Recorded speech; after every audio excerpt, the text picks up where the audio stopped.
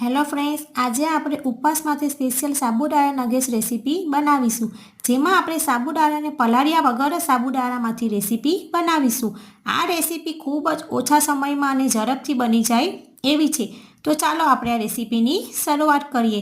એના માટે મેં અત્યારે 1 બાઉલ સાબુદાણા લઈ અને મિક્સર જારમાં એડ કરી ક્રશ કરી પાવડર બનાવી લેવાનું છે। ત્યારબાદ આપણે 1 બાઉલમાં 4 થી 5 નંગ બાફેલા બટાકા લઈ તેમાં 1 બાઉલ સાબુદાણાનો પાવડર, 4 ચમચી શેકેલા સિંગદાણાનો પાવડર, 1 ચમચી ગ્રીન મરચાંની પેસ્ટ, 1 ચમચી મીઠું, 1 ચમચી લીંબુનો રસ એડ કરી આ બધું આપણે બરાબર મિક્સ કરી લઈશું। ત્યારબાદ ઉપરથી કોથમીર એડ કરી ફરી આપણે એને મિક્સ કરી લઈશું। ત્યારબાદ તેમાંથી આપણે નગેટ્સ બનાવી ગરમ તેલમાં ફ્રાય કરી લઈશું। તો ફ્રેન્ડ્સ, રેડી છે ઉપવાસ માટે સ્પેશિયલ સાબુદાણા નગેટ્સ। તમે પણ એકવાર જરૂરથી બનાવજો।